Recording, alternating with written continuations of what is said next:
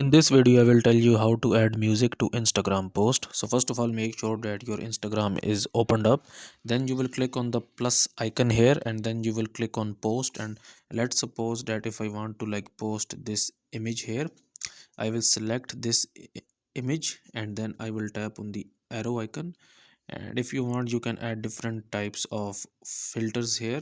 Then click on the arrow icon again, and from here you can see this option, which is the add music option. Okay, so you can actually uh, click on this one, add music, and it will show you the trending songs according to your country here. Okay, so it is showing me these songs, and if I want to browse, I actually browse the songs here. Okay, so let's suppose if I wanted to add this song here, I will just click on this one, and then I can actually select the part of that specific song here, and then I will click on tick here, and now this song has been added to my post.